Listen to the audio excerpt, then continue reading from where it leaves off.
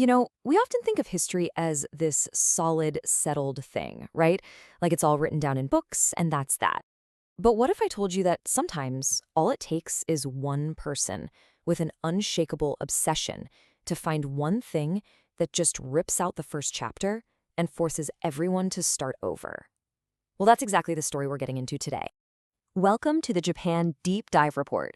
We're about to unpack the incredible true story of a discovery that didn't just add a new detail to Japanese history, it literally doubled it. So let's just start with a really basic question. When did people first live in Japan? For the longest time, everybody, all the experts, the historians, the archaeologists, they all thought they had the answer nailed down. Turns out, they weren't just a little bit off. They were off by about 20,000 years. So for almost 100 years, this was the gospel truth. On the left, you see the old belief. Japanese history kicks off with the Jomon period, around 15,000 years ago. Before that, absolutely nothing. The islands were totally empty. But the reality we now know is over on the right, a story that goes back over 35,000 years. So the question is, how on earth did we get from one to the other?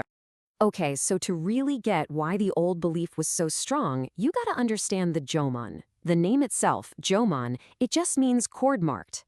And it's all about the super distinctive pottery they made. See, for archaeologists back then, pottery was the big sign of civilization. The logic was simple: no pottery, no people. And since they'd never found any pottery older than the Jomon stuff, well, case closed. But the person who was about to blow that case wide open wasn't some big-shot professor at a fancy university. Nope.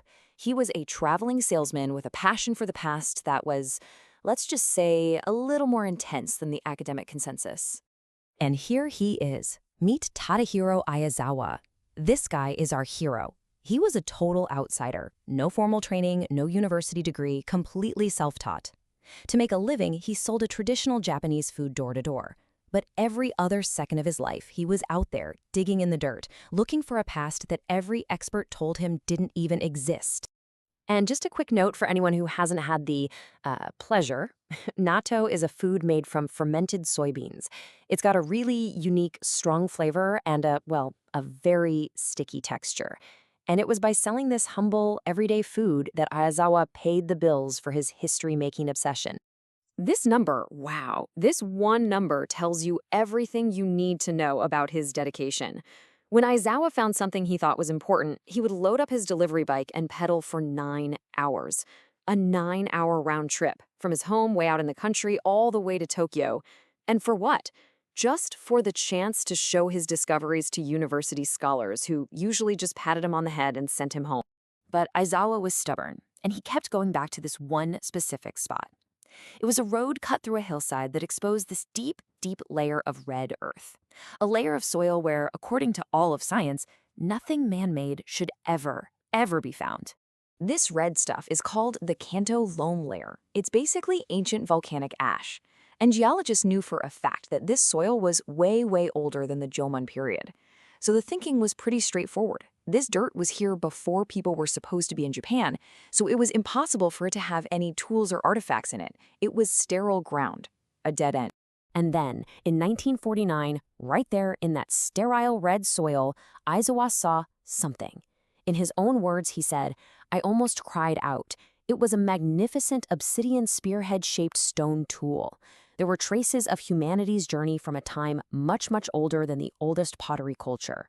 He'd found it. The impossible object, a perfect, man-made tool in a place it had no business being.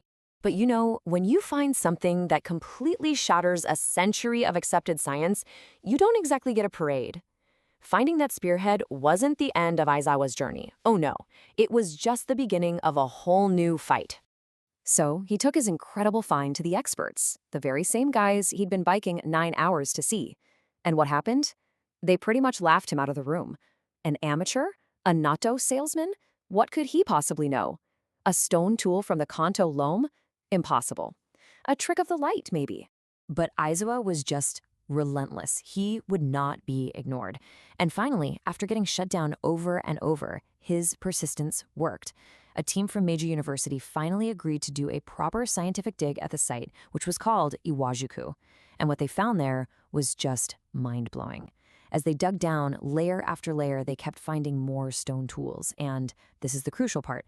They found zero pottery, not a single shard. It was undeniable proof. He was right.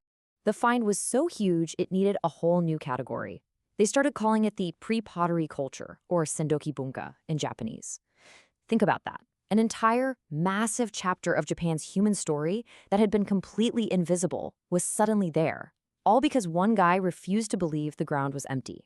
So the dig at Iwajuku, this wasn't just some small update to the history books. This forced a complete and total rewrite of the entire first volume. You can see right here how dramatically the timeline shifted. Before 1949, the clock started ticking around 15,000 years ago. After 1949, bam, the start date was violently shoved back by more than 20,000 years. Aizawa's one discovery gave birth to an entire new field of study, the Japanese Paleolithic. And the ripple effect from that one spot was just immense.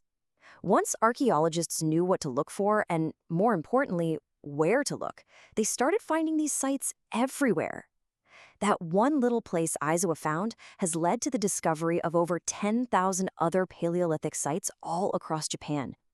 He didn't just find a tool, he opened the door to a lost world. What's really cool is that the different layers at Iwajuku actually told a story of technological progress. The deepest, oldest tools were just simple, roundish stones for smashing things. Go up a bit and you find sharper, knife-like blades for cutting. And then, at the top, in the layer where Aizawa made his big find, you get these beautifully crafted obsidian spearheads for hunting. It's a perfect little timeline of human innovation, frozen in the dirt.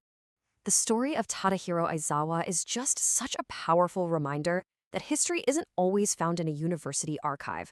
Sometimes it's found by a natto salesman on a bicycle, a guy who just had the guts to look where everyone else said not to, and to believe what he saw with his own two eyes. It really makes you wonder, doesn't it? What common sense idea today is just waiting for the right person to come along and prove it wrong?